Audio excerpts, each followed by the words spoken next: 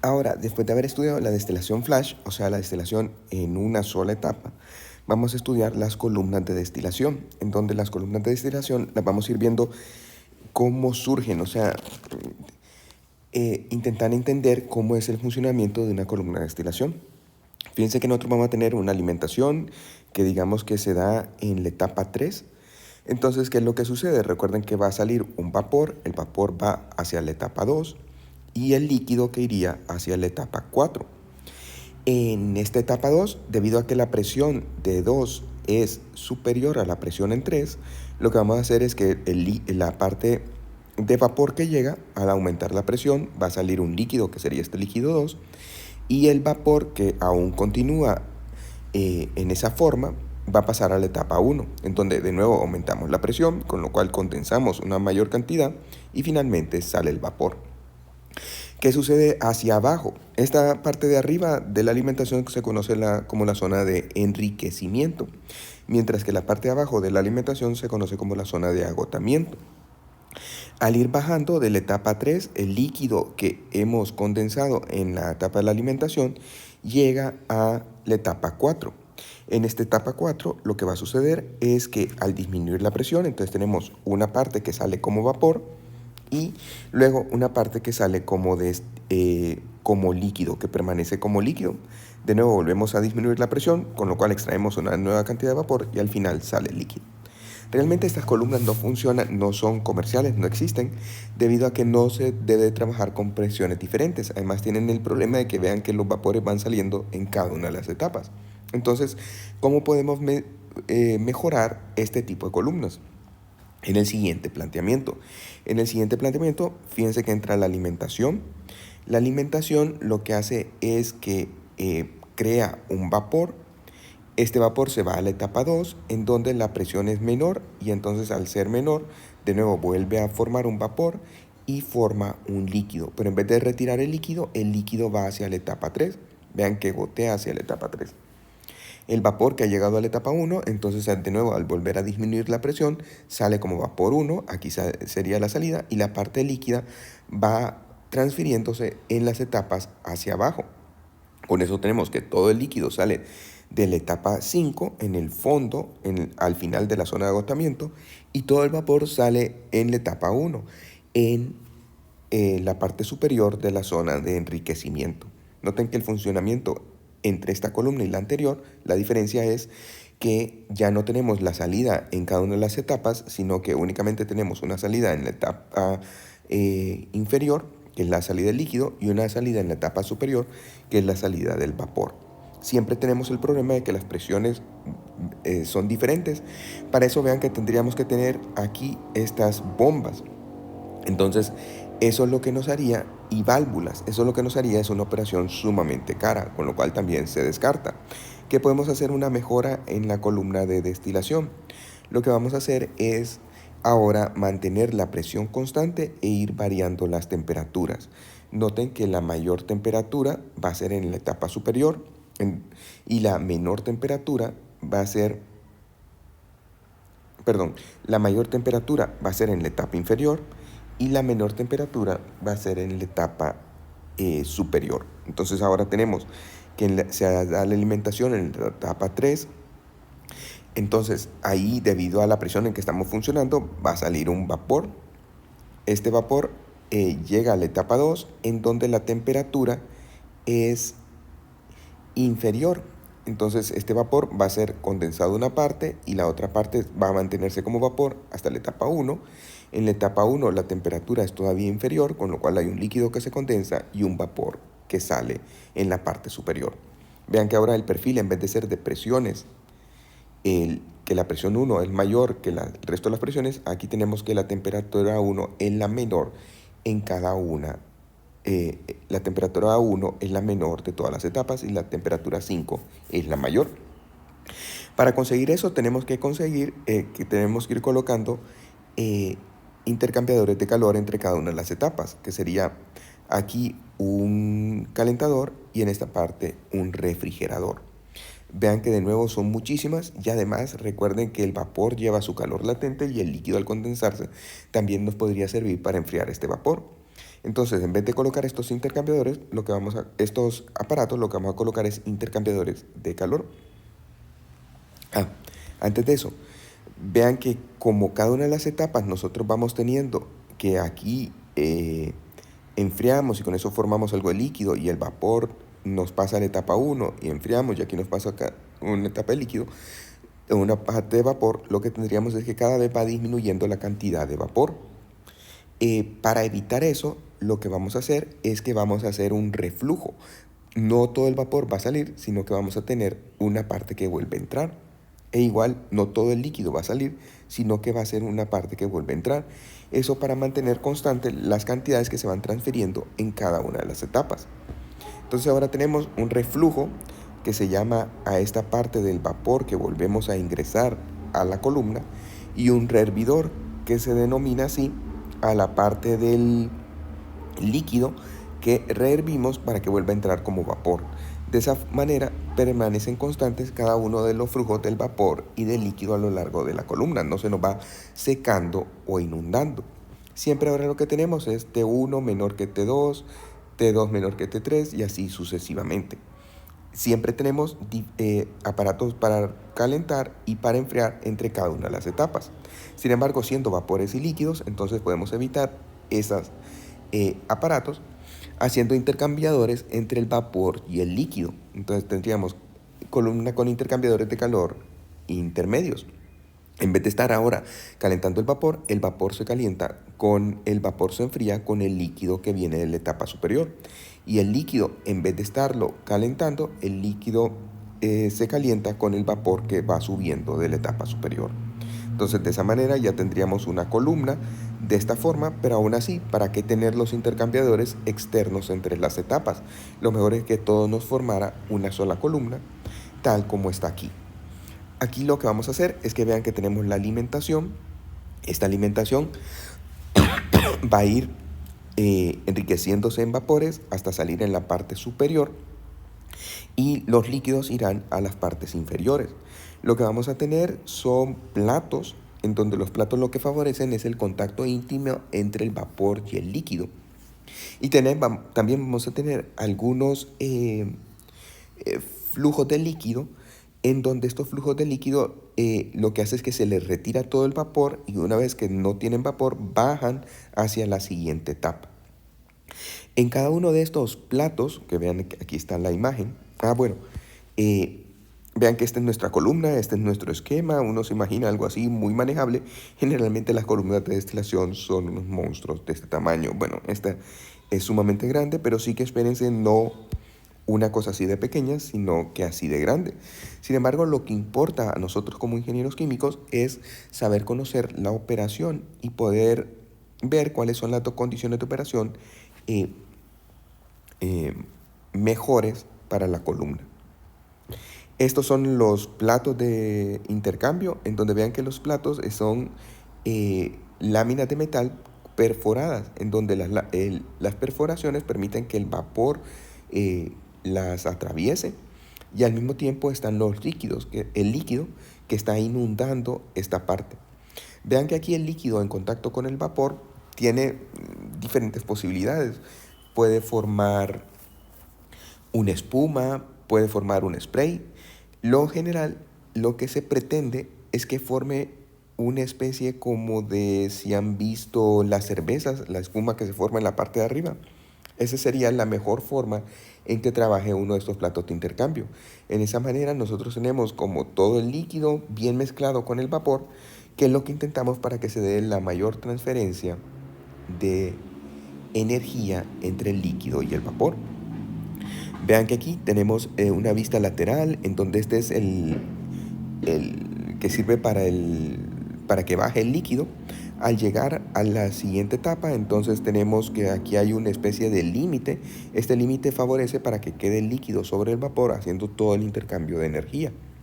Una vez que el líquido ya ha pierde todo el vapor, entonces baja a través del siguiente derramador. Claro que esa es una visualización muy ideal. El líquido realmente siempre va a llevar atrapadas ciertas componentes de vapor. Vean que este es el límite para que tenga un límite y que el líquido quede encima de los hoyitos del vapor. Este es el vertedero para que logre bajar hacia las etapas por debajo. Y estos son los hoyos perforados para que atraviese el vapor. Entonces vean que las variables especificadas, las variables que generalmente vamos a tener es la presión de la columna, el flujo de la alimentación, la composición de la alimentación, la temperatura de la alimentación, con lo cual tendríamos la entalpía o la calidad, que recuerden que la calidad es la fracción que permanece como líquido, o el F, que sería la fracción que se vaporiza, y la temperatura de reflujo o la entalpía. Generalmente este va a ser un líquido saturado. Ahora, para la presión de la columna, la presión, un límite es que debe ser de 1 atmósfera o mayor, ya que presiones al vacío son bastante... una columna con una presión al vacío es muchísimo más cara que una con presión atmosférica o superior. Generalmente la presión va a estar entre 1 y 7 atmósferas. Vean que el agua de enfriamiento debe poder usarse en el condensador, o sea que la temperatura para condensar el vapor de la primera etapa debe estar entre 30 y 50 grados Celsius. Y la temperatura en el rehervidor debe ser 5 grados menor que la temperatura del vapor. Entonces, de acuerdo a la temperatura que nosotros tengamos en nuestro vapor, este rehervidor debería estar 5 grados por debajo de esa temperatura. Eso vean que nos limita bastante las condiciones de operación, cosa muy importante para poder llegar a hacer un buen diseño. Fíjense que aquí nosotros vamos a tener las especificaciones y las variables calculadas para una destilación en un problema de diseño. Entonces aquí aparecen, estas son las variables especificadas, en donde sería la fracción molar del componente más volátil, la fracción molar del componente más volátil en el fondo, este sería en el destilador, este en la salida, el flujo, el reflujo, la relación de reflujo, que sería el L0 sobre D, y el plato de alimentación óptimo. Recuerden que en los que vimos era en el tercero, pero será ese el plato de alimentación óptimo. Si estas son las variables que nosotros tenemos, entonces para calcular tendríamos que calcular los flujos de D y B, las cargas de calor del QR, que es el calor del fondo del rehervidor, y el QC, que es el calor de arriba del condensador, el número de etapas, el plato óptimo de alimentación y el diámetro de la columna. Estas son complementarias. Aquí tenemos que en el sistema 2, en el caso B, lo que tenemos es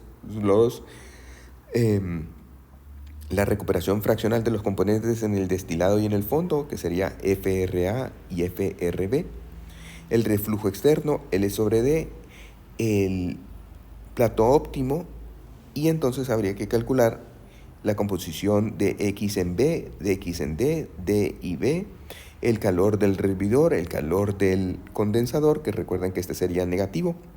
Generalmente, entre menos negativo sea este calor de condensador, es mejor el diseño de la columna. El tener que enfriar mucho es sumamente caro y entonces es lo que intentamos evitar.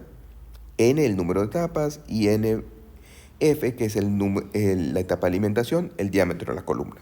Bueno, así son, entonces tienen que ver aquí, generalmente estos serían los datos que nos dan y estos serían los datos a diseñar.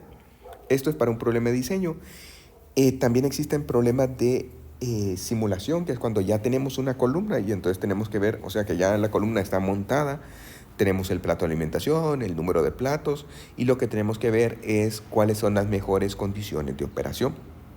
Ahora, obviamente, para poder diseñar una columna, tenemos que saber cuáles son los balances que se dan en esa columna. Fíjense que generalmente los que están en círculo son los datos que me van a dar. Van a dar la alimentación, Z, la composición de la alimentación, la entalpía de la alimentación y su temperatura. También me van a dar cuál es la composición del destilado del componente más volátil generalmente y la composición en el fondo del componente más volátil. La temperatura de reflujo, la relación L sobre D, en donde L es la cantidad de líquido que está saliendo y D es la parte que sale como destilado. Entonces tendríamos que aquí sale eh, un líquido y la parte de destilado y la presión. Y estos serían todos los factores que debemos de encontrar. Vean que en el balance podemos observar que F va a ser igual a B más D, los fondos más el destilado. Y en el balance por componentes, FZ va a ser igual a BXB más DXD. Este en el balance por componentes. De aquí podemos encontrar que D va a ser igual a Z menos XB sobre XD menos XB por F. Y B, que es F menos D, va a ser igual a XD menos Z sobre XD menos XB F. Realmente todas estas balances no es que van a utilizar el libro para poderlas resolver. Sí que pueden llevar el libro, pero la situación es que si se ponen a buscar hasta esos balances les va a tomar muchísimo tiempo, sino que los deben de saber derivar en el momento que estén haciendo la resolución de su columna. De esta forma, en el balance de entalpía vamos a tener que F, la entalpía de la alimentación, más QC, el calor del condensador, que será negativo, más QR, el calor del hervidor, que es positivo, va a ser igual a D, el destilado, por la entalpía del destilado, más B, el fondo, por la entalpía del fondo. Vean que aquí tendríamos todas las entradas y estas son todas las salidas. Los valores de las entalpías de la entalpía de alimentación va a ser una función de la composición, de la temperatura de alimentación y de la presión. La entalpía del destilado va a ser una función de la composición del destilado, de la temperatura de reflujo y de la presión. Y la entalpía del fondo va a ser una función de la composición del fondo, del líquido saturado y de la presión. En el caso de tener un condensador total, el condensador total es en donde todo el líquido que sale, en donde todo el vapor lo estamos condensando, entonces vamos a tener que YI va a ser igual a XD igual a X0. Entonces que la composición de Y1 del vapor del vapor en la etapa 1 va a ser igual a la composición del destilado del líquido. Y esto va a ser igual al X0. Vean que aquí entonces el Y1 del vapor que sale, como lo estamos condensando todo, o sea que el destilado no sale como vapor, sino que sale como un líquido, entonces vamos a tener que el destilado va a tener un XD, su composición va a ser exactamente igual que la del el Y1, y debido a que es lo mismo que estamos introduciendo, ya que lo estamos condensando todo, este va a ser igual al X0. Vean que aquí XD, X0, Y1. Y de esta forma B1 va a ser igual a L0 más D. Todo lo que salió de vapor en 1, este aquí, va a ser igual al L0 que estamos volviendo a introducir y el D. Eso en un condensador total. Vean que el condensador total uno piensa como que están condensándolo y volviendo a introducir totalmente a la columna, pero no. Lo que quiere decir es que todo el vapor lo estamos condensando. Una parte sale como líquido y otra vuelve a regresar a la columna. Teniendo esta consideración, y que generalmente se conoce la relación de reflujo, nosotros podemos sustituir que B1 va a ser igual a L0 sobre D por D, bueno, multiplicando más D. Entonces, esta sería la misma, lo único que hemos hecho es multiplicarlo por D entre D. Y esto sería igual a 1 más L0 sobre D por D. Aquí lo que vamos a tener es que la ecuación nos queda que B1H1 más QC es igual a DHD más L0HD. Este es el balance de entalpía en el condensador, en donde este H1 es función de la composición del vapor, del vapor saturado y la presión. Recuerden que estamos haciendo el balance de entalpía y queremos resolver cuál es el calor del condensador. Entonces B1H1 más QC, vamos a tener que en este caso, el H0 es igual al HD, ya que son la misma composición y están a la misma temperatura, con lo cual podemos hacer la sustitución que D más L0 por HD, en donde hemos sustituido el H0 por HD, y esto será igual a B1 HD, en donde D más L0 es igual a B1. Entonces, de esta manera nos va a quedar que QC va a ser igual a B1 a la entalpía del destilado menos H1, la entalpía del vapor. Esta es la ecuación más importante que hemos llegado a partir del balance y que nos permite calcular el calor del condensador. Este calor del condensador va a ser igual a 1 más, vean que sustituyendo en diferentes fórmulas que hemos tenido anteriormente, el B1 lo podemos sustituir por 1 más L0 sobre D. El D lo podemos sustituir por Z menos XB sobre XD menos XB, tal como habían por F, tal como lo habían visto anteriormente, y siempre HD menos H1. Recuerden que la entalpía del destilado es inferior que la entalpía del vapor, por lo tanto siempre vamos a tener que este valor de QC es negativo, como debe de ser para un condensador. Una vez que ya tenemos resuelto el calor del condensador, podemos calcular el calor del rehervidor, en donde siendo el balance general de la columna, QR va a ser igual a DHD más BHB, o sea, el destilado por la entalpía del destilado, más el fondo por la entalpía del fondo, menos FHF, menos la entalpía de la alimentación, menos QC, el calor del condensador. Recuerden que estos dos términos estaban aquí, eran positivos, al pasar al otro lado pasan negativos. Entonces, ahora vamos a despejar para QR, que nos queda el mismo término, lo único es que QC lo sustituimos por este valor que hemos encontrado, que es la forma de calcularlo. Y vean que finalmente este D nosotros lo podemos sustituir por este término, Z menos XB sobre XD menos XBF.